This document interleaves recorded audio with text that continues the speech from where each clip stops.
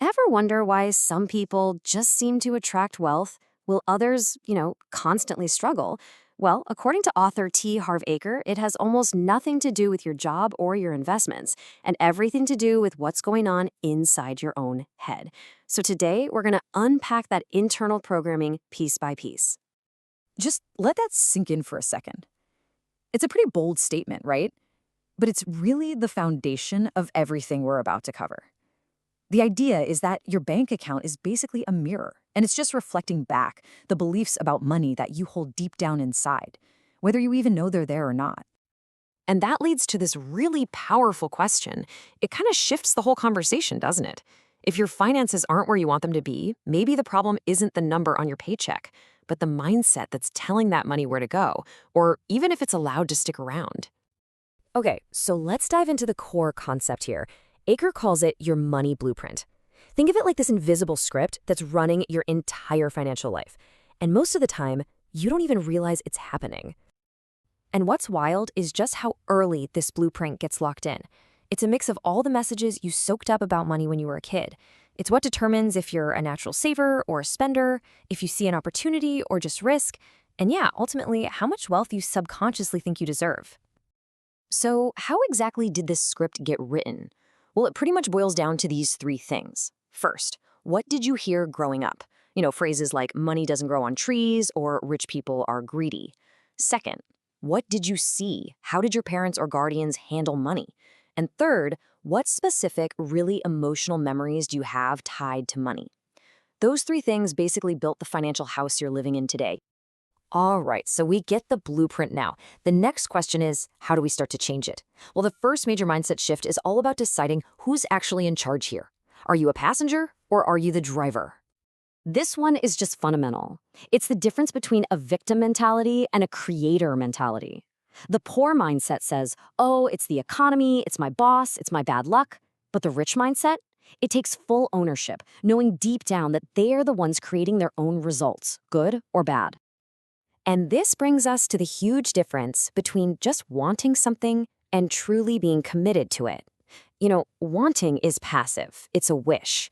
Commitment, though, that's an active decision. It means you are all in. You're going to do whatever it takes, learn, work, sacrifice to make it happen. No excuses. And this idea applies to problems, too. It's not about trying to have a problem-free life. It's about growing yourself. As Eker says, if you have a big problem in your life, all that means is that you are being a small person. The goal is to grow yourself so big that any problem you face seems small in comparison. So the takeaway from this whole section is this. Taking 100% responsibility is the first step. It's non-negotiable. It's that moment you stop letting life happen to you and you grab the steering wheel. You are in control, period. Okay, next up, let's talk about where you put your focus. Are you naturally wired to see all the things that could go wrong? Or are you looking for what could go right? Because that little distinction changes absolutely everything. Think about your money like it's a game. Are you playing offense or are you playing defense? See, if your main goal is just survival, just making sure you're secure, you're playing not to lose. That's defense. But if your goal is real wealth, real abundance, you have to play offense. You've got to focus on scoring. Think about it. When a new idea or venture comes up, does your brain immediately jump to all the reasons it's going to fail? That's focusing on obstacles. The rich mindset looks at that exact same idea and immediately starts scanning for the upside, for the potential, and for how to make it work. This also has a lot to do with the sheer scale of your thinking. Here's the secret. Your income will pretty much always grow in proportion to the value you provide. So are you trying to help 10 people or are you trying to help 10,000? The rewards you get back will absolutely reflect that scale. It really all comes back to this one simple, powerful truth. Whatever you focus on expands. If you point your attention at problems, guess what? You'll find more problems. But if you point it toward opportunities, well, that's what's going to start showing up in your life.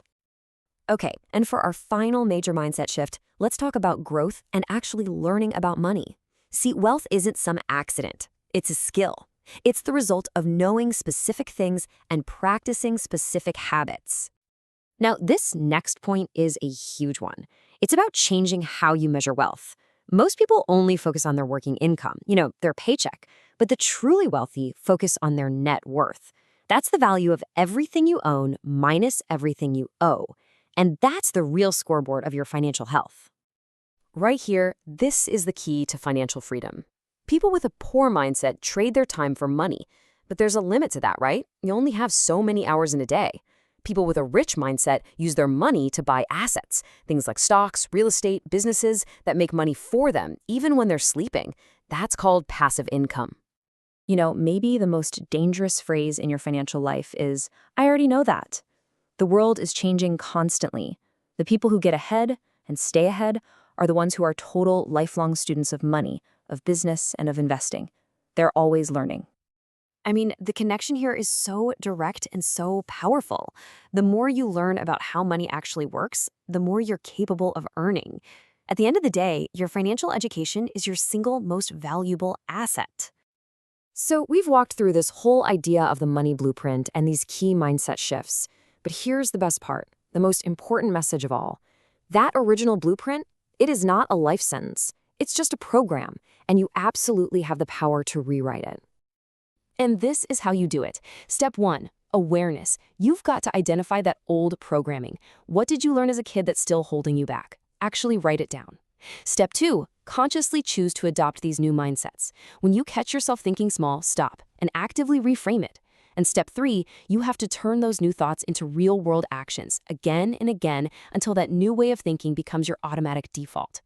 So let's end right where we started. Your outer world, your bank account, is just a printout of your inner world. If you want to change the printout, you've got to change the program first. The change starts from the inside out. So I'll leave you with this question to really think about. What is that one piece of old programming, that one limiting belief that's been holding you back that you can decide right now to just let go of today? Because making that one decision, that's where your new financial reality begins.